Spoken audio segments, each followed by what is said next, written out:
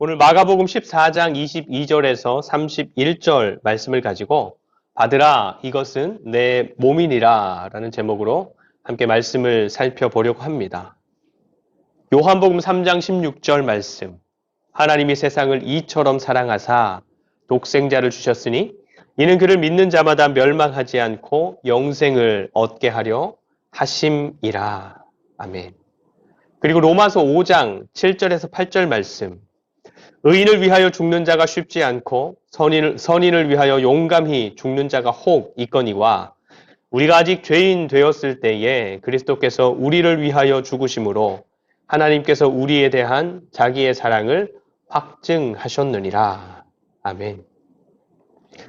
여러분, 나한테는 관심도 없고 약속도 안 지키고 틈만 나면 막 다른 것들에 정신을 팔고 자꾸만 나를 떠나가고 멀리하는 사람을 위해서 내 것을 나누어 주고 가장 좋은 것으로 더해주고 그렇게 할 수 있습니까? 아니요. 우리는 그럴 수 없습니다. 그렇게 되지 않습니다. 어떤 사정으로 인해서 억지로 한두 번 할 수 있을런지는 혹시 모르지만 내가 그런 삶을 살아가는 것은 되지 않는 일인 것입니다. 그런데 하나님께서 우리가 살아가는 이 세상을 향해서 우리를 포함한 모든 인류를 향해서 그 일을 하셨습니다. 그리고 하나님의 그 뜻을 따라서 이 세상에 오신 예수님 역시도 제자들을 비롯한 모든 인류를 위해서 그 생명을 기꺼이 내어주시는 일을 다 이루어 내셨습니다. 오늘 말씀은 예수님께서 아직 죄인된 우리를 위해서 그 생명을 기꺼이 내어주시는 일, 바로 인류를 구원하는 유월절 어린 양으로 죽으시기 전에 제자들과 함께 하셨던 마지막 유월절 식사, 마지막 유월절 만찬 자리에 대한 말씀인데요. 내용은 두 가지입니다.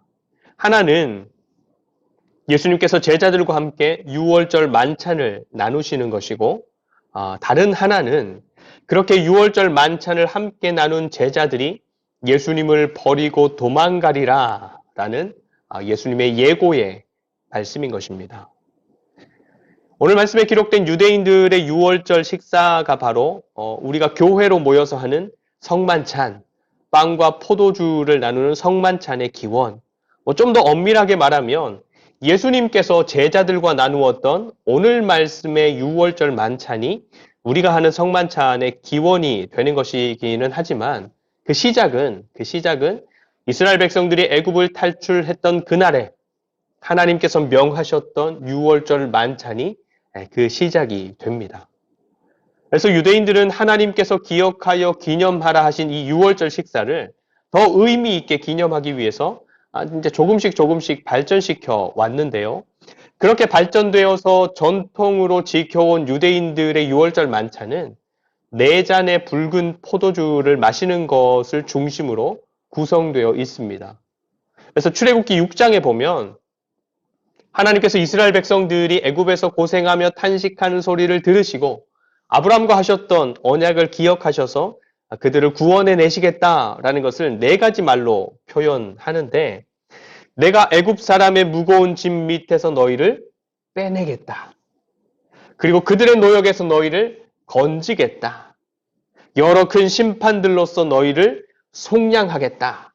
그리고 마지막으로 너희를 내 백성으로 삼고 너희의 하나님이 되겠다.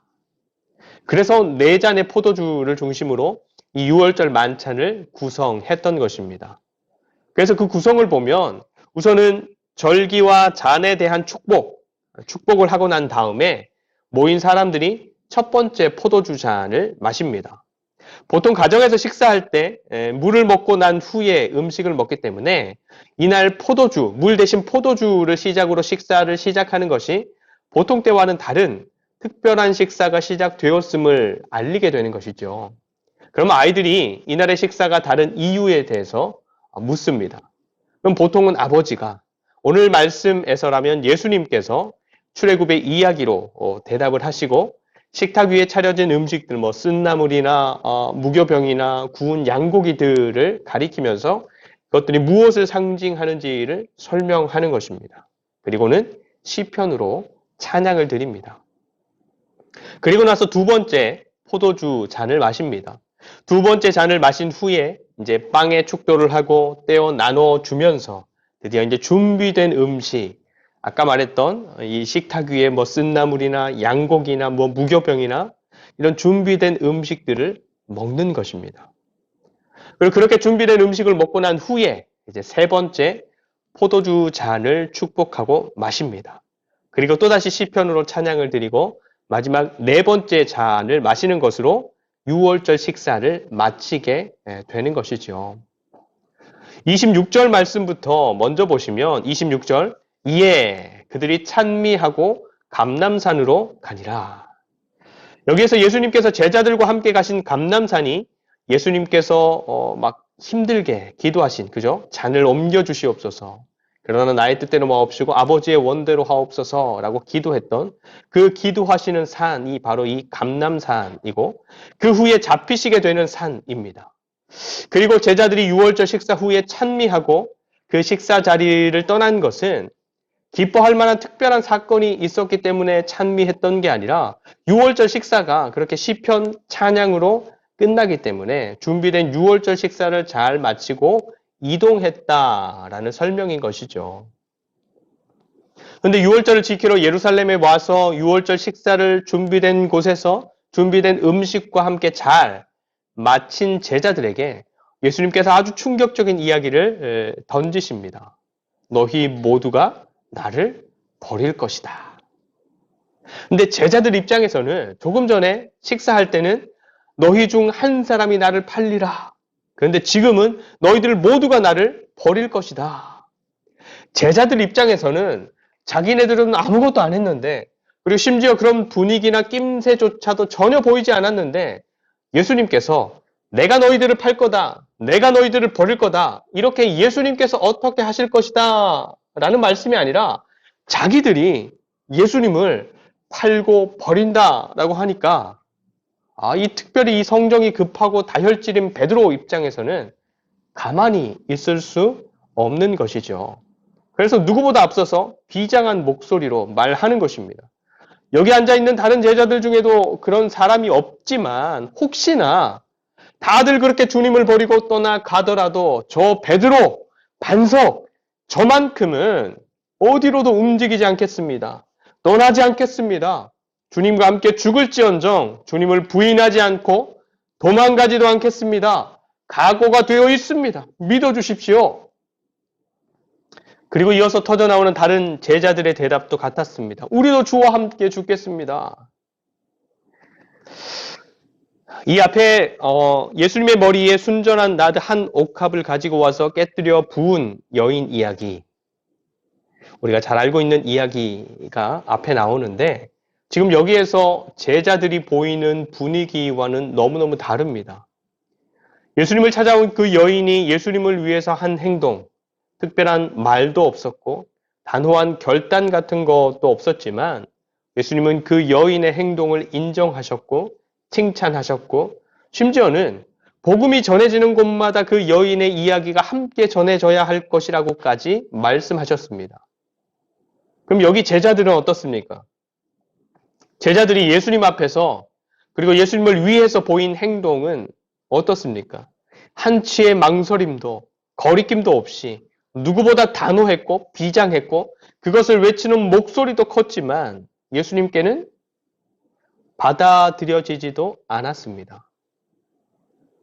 여러분, 하나님 앞에 서 있는 많은 그리스도인들에게 이런 모습들이 있습니다. 여기 있는 저와 여러분들 안에도 이런 모습들이 있습니다. 나는 그런 사람이 아니야. 나는 달라. 내 마음은, 내 믿음은 진짜야. 나는 변하지 않아. 내가 망할지언정 주님을 버리지 않고 주님의 말씀을 버리지 않겠습니다. 여러분, 우리가 하나님 앞에서 확신하는 것, 하나님 앞에서 장담하는 것이 있습니까? 근데 진짜로 그 부분에 대해서 우리는 정말로 확신하고 장담해도 되는 사람이 맞을까요? 우리는 내가 확신하고 장담하고 바로 서 있다라고 여기는 그 부분에 있어서만큼은 실수하지 않을 수 있고 넘어지지 않는 사람 맞을까요? 그 부분에 있어서만큼은 하나님이 이건 걱정 붙들어 매세요 라고 해도 될 만한 사람이 맞을까요? 예수님의 수제자라고 불릴 만큼 예수님 가까이에서 함께하며 보고 듣고 경험한 베드로, 누구보다 예수님을 신뢰한다, 예수님을 사랑한다, 그래서 내가 죽으면 죽었지 예수님의 사람이라는 것을 부인하지 않고 도망가지 않겠다 장담했던 베드로, 우리가 이미 알지만 어떻게 했습니까? 예수님께서 오늘 말씀 30절에서 미리 예고하여 말씀하신 대로 예수님이 잡히자마자 도망가고 부인하고 저주했습니다. 여러분들은 여러분들의 신앙, 하나님을 향한 믿음, 말씀을 향한 신뢰 장담할 수 있습니까? 하나님 앞에서의 진실함, 정직함, 우리 마음의 동기와 생각까지도 하나님 앞에서 장담할 수 있습니까? 하나님, 나는 믿어도 됩니다. 하나님을 향한 나의 이 마음, 이 열심, 성실함, 정직함 절대 변하지 않습니다. 다른 사람은 몰라도 나는 믿어도 됩니다. 여러분, 이렇게 자기 자신의 어떠함에 기대고 있는 신앙, 이것도 공로주의 신앙입니다. 그래서 다른 건 몰라도 하나님 앞에서 나는 성실해, 다른 건 몰라도 나는 정직해, 다른 건 몰라도 이거 하나만큼은 장담해 하는 것들, 나의 신앙이 거기에 기대고 있고 나의 의로움이 그런 것들에서부터 나온다면 반드시 무너질 날이 오는 것입니다. 그래서 여러분 생각해 보십시오. 여기서 이렇게 예수님을 향해서 예수님을 향한 나의 사랑과 충성과 열심과 순수함을 의심하지 마십시오. 예수님을 부인하지 않습니다. 그럴 바에는 차라리 제 목숨을 내놓겠습니다 했던 베드로, 예수님이 잡히자마자 그가 예수님을 향해 가졌던 모든 확신과 열심과 사랑과 충성과 순수함이 사실은 허상이었다. 나의 착각이었다. 자기는 그런 사람이 될 수 없다라는 걸 깨달았어요. 그래서 부활하신 예수님께서 갈릴리 호수에서 베드로를 다시 만나서 네가 나를 사랑하느냐 물으셨을 때 베드로의 대답 어땠습니까? 예수님을 향한 자기의 사랑을 확신했습니까? 예수님을 향한 자기의 믿음을 장담했습니까? 아니요, 3번 물으셨는데 3번 다 주님이 아십니다 라고 할 뿐이었습니다. 예수님을 향한 자기의 그 어떤 것도, 어떤 마음도, 어떤 삶도 장담할 수 없는, 자신의 한계를 알고 자신의 연약함을 알고 부족함을 아는 그 현실을 마주하며 여전히 연약한 그 자리에 서 있었던 것이죠. 여러분, 우리는 착각하며 살아가기 쉬운 연약한 사람들입니다. 베드로처럼 많은 기적들을 보고 경험하고 좋은 말씀들을 많이 듣고 주변의 사람들도 당신 괜찮다, 신앙 좋다 인정해주고 칭찬해주면 내 스스로도 그런 사람쯤 된 것 같은 그런 착각에 빠져서 살아가기 쉽습니다. 더불어서 목사가 되어 사역하고 장로가 되고 권사가 되고 뭔가 책임 있는 일들을 맡게 되면 더 그런 착각에 빠져서 스스로를 정직하게 바라보지 못하고 자기는 잘하고 있는 괜찮은 신앙인인 양, 그래서 자기처럼 활동하지 않는 다른 사람들을 비난하고 비판하는 그런 삶을 살아가기 쉬운 것입니다. 그런데 반대의 경우도 있습니다. 그 삶에서 하나님을 인정하고 존중하고 높여드리는 예배도 없고 내게 주신 물질을 하나님의 것이라, 하나님께서 주신 것이라 여기면서 하나님께 드리고 또 이웃을 위해서 사용하는 것도 없고 끊임없이 말씀을 통해서 하나님의 뜻을 알아가고 나를 성찰해가는 삶의 현장도 없고 더불어 예수님처럼 끊임없이 기도의 자리를 통해서 내 삶을 하나님께 의탁하고 의지하고 도움을 구하고 하나님께 순복해가는 씨름도 없는데 나는 그래도 하나님을 믿고 있어. 언제라도 나는 다른 사람들이 인정할 만한 그런 신앙의 자리들을 다시 회복할 수 있어. 내 마음은 늘 하나님을 향하고 있어. 하나님을 향하고 하나님을 위하는 실제적인 삶이 없는데, 부족한데, 그럼에도 불구하고 여전히 괜찮다. 여기는 착각. 그런 삶을 살아가기도 쉬운 연약한 사람들이 바로 우리들인 것입니다. 여러분들은 어떤 사람들입니까? 하나님 앞에서 내가 착각하고 있는 것은 없을까요? 있다면 내가 착각하고 있는 그것이 무엇일까요? 여러분, 6월절 만찬 즈음에서 예수님의 제자들을 보게 되면 예수님을 팔아버릴 사람, 그리고 예수님을 부인하고 도망갈 사람들밖에 없었습니다. 그리고 그렇게 너희가 나를 팔 사람들이다. 너희가 나를 버리고 도망갈 사람들이다. 너희가 나를 부인하고 저주할 사람들이다. 말씀해 주신 분은 예수님이십니다. 이미 다 알고 계셨다라는 것이지요. 예수님은 그런 사람들과 6월절 만찬을 나누시는 것입니다. 22절. 그들이 먹을 때에 예수께서 떡을 가지사 축복하시고 떼어 제자들에게 주시며 이르시되 받으라 이것은 내 몸이니라. 23절. 또 잔을 가지사 감사기도 하시고 그들에게 주시니 다 이를 마시매.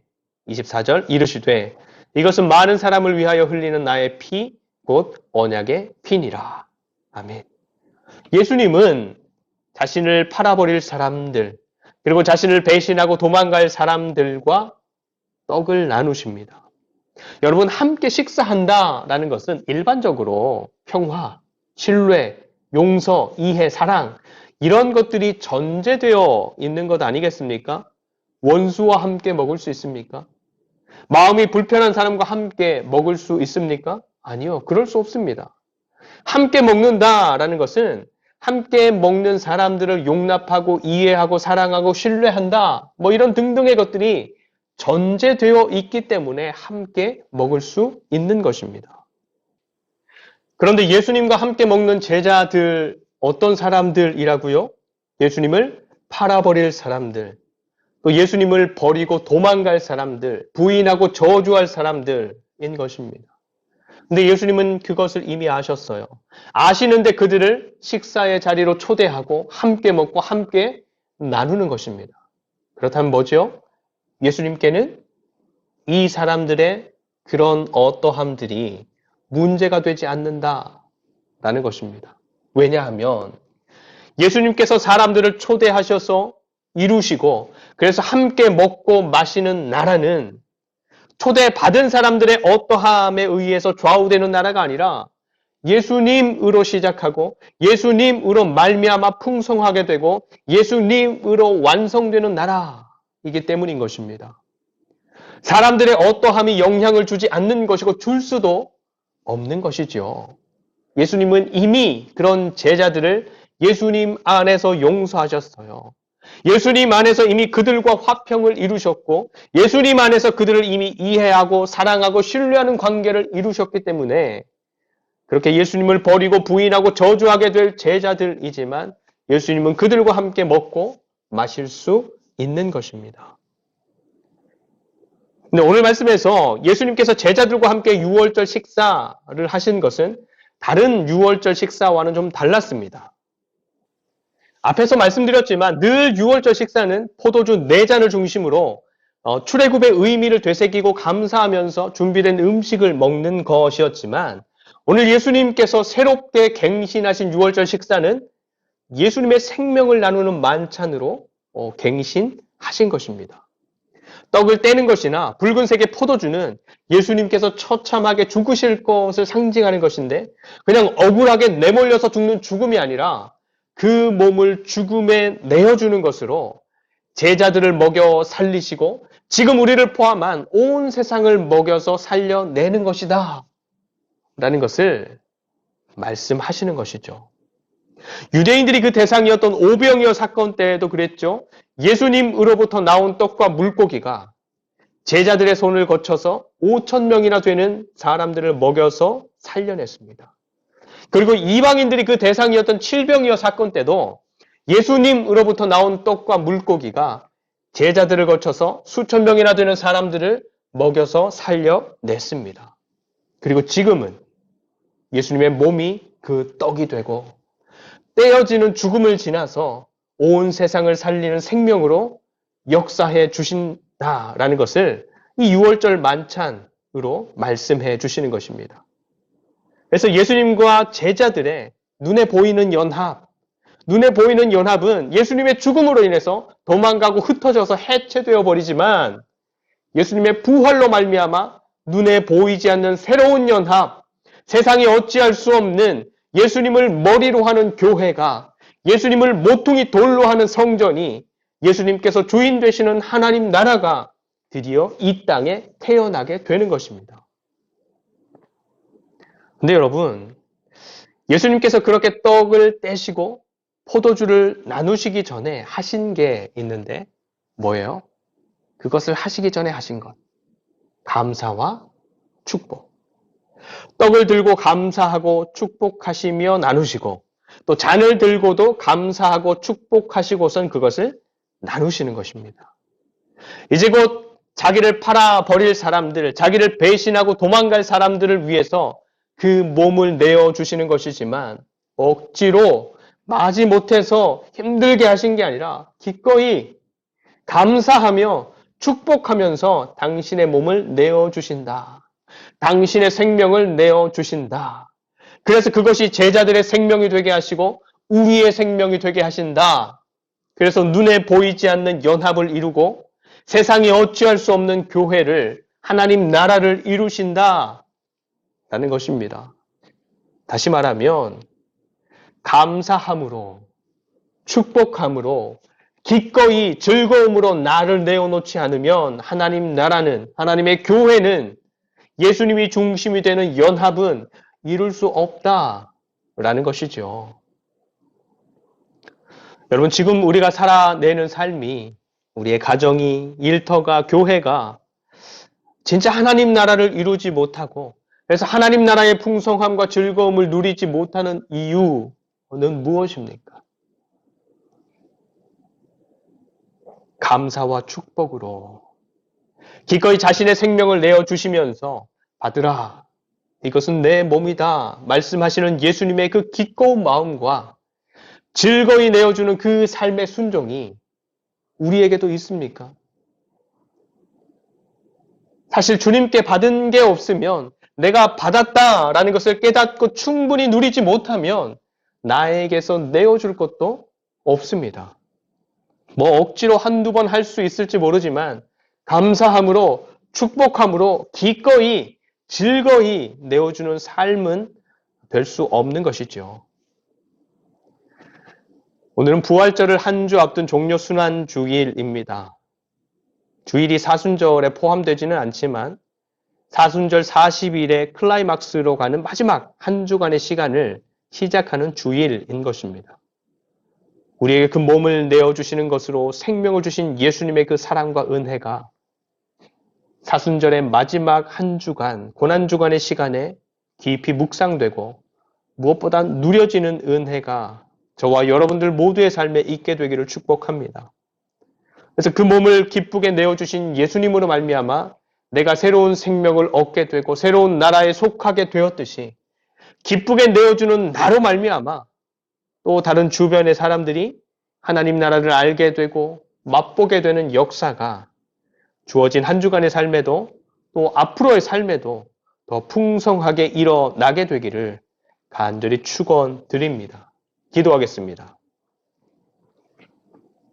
하나님, 우리에게 생명 주시려 그 몸을 기꺼이 죽음에 내어주신 예수님의 사랑과 은혜를 감사합니다. 지식으로만 알지 않도록 도와주시고 그 사랑과 은혜가 우리의 마음에 깊이 누려지고 경험되는 삶을 살아가게 하여 주시옵소서. 나를 내어주고 내 것을 기꺼이 내어주는 것이 쉽지 않은 일이지만 그런 진정한 사랑과 연합과 공동체를 알지 못하는 세상 가운데에서 진짜 사랑을 전하고 진짜 연합과 공동체를 이루어 하나님의 영광을 드러내는 사랑하는 당신의 자녀들이 되게 하여 주시옵소서. 세상이 주지 못하는 신뢰를 주고 세상이 바라지 못하는 소망을 주고 세상이 잊지 아니한 사랑을 우리를 사랑하시는 주님으로 말미암아 할 수 있는 그리스도인, 사랑하는 하늘둥지 교회가 되게 하여 주시옵소서. 감사드리며 우리를 사랑하시는 예수 그리스도의 이름으로 간절히 축복하며 기도드립니다. 아멘.